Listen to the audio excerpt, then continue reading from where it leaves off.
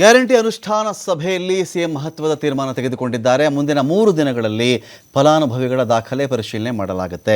ಒಬ್ಬರಿಗೂ ತೊಂದರೆ ಆಗಬಾರ್ದು. ಇದರಲ್ಲಿ ನಾವೇನು ಫಲಾನುಭವಿಗಳ ದಾಖಲೆ ಪರಿಶೀಲನೆ ಮಾಡ್ತೀವಲ್ವಾ, ಯಾರೊಬ್ಬರಿಗೂ ತೊಂದರೆಯಾಗಿ ಅನ್ಯಾಯ ಆಗಬಾರ್ದು. ಅವರಿಗೆ ಯಾರೆಲ್ಲ ಅರ್ಹ ಫಲಾನುಭವಿಗಳಿರ್ತಾರೋ ಅವರಿಗೆ ಗ್ಯಾರಂಟಿಯ ಫಲ ಸಿಗಬೇಕು ಅಂತ ಎಚ್ಚರಿಕೆ ಕೊಟ್ಟಿದ್ದಾರೆ. ಅವರು ಗ್ಯಾರಂಟಿ ಯೋಜನೆಗಳ ಅನುಷ್ಠಾನ ಪ್ರಗತಿ ಪರಿಶೀಲನಾ ಸಭೆಯಲ್ಲಿ ವಾರ್ನಿಂಗ್ ಕೊಟ್ಟಿದ್ದಾರೆ.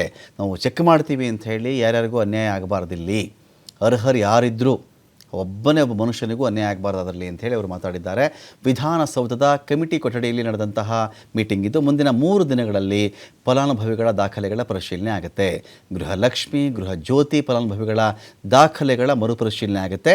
ಬ್ಯಾಂಕ್ ಖಾತೆ, ಫೋನ್ ನಂಬರ್, ಮನೆ ವಿಳಾಸ ಸೇರಿ ದಾಖಲೆಗಳ ಪರಿಶೀಲನೆ ನಡೆಯುತ್ತೆ. ಗ್ಯಾರಂಟಿಗಳ ಅಂಕಿಅಂಶ. ಶಕ್ತಿ ಯೋಜನೆಯಲ್ಲಿ ಮೇ ಅಂತ್ಯದವರೆಗೂ 763 ಕೋಟಿ ಬಾರಿ ಮಹಿಳೆಯರು ಪ್ರಯಾಣ ಮಾಡಿದ್ದಾರೆ. ಒಟ್ಟು ವಿನಿಯೋಗಿಸಲಾದಂಥ ಟಿಕೆಟ್ನ ಮೌಲ್ಯ 20,047 ಕೋಟಿ 69 ಲಕ್ಷ ರೂಪಾಯಿಗಳು. 2026-27ನೇ ಸಾಲಲ್ಲಿ ವಿದ್ಯಾರ್ಥಿಗಳಿಗೆ ಅಂದಾಜು 10 ಲಕ್ಷ ಉಚಿತ ಬಸ್ ಪಾಸ್ಗಳನ್ನು ಕೊಡಲಾಗಿದೆ. ಗೃಹಲಕ್ಷ್ಮಿ ಯೋಜನೆ ಅಡಿಯಲ್ಲಿ ಮೇ ಎಂಡ್ವರೆಗೂ 1.65 ಕೋಟಿ ಫಲಾನುಭವಿಗಳಿಗೆ ಲಾಭ ಆಗಿದೆ.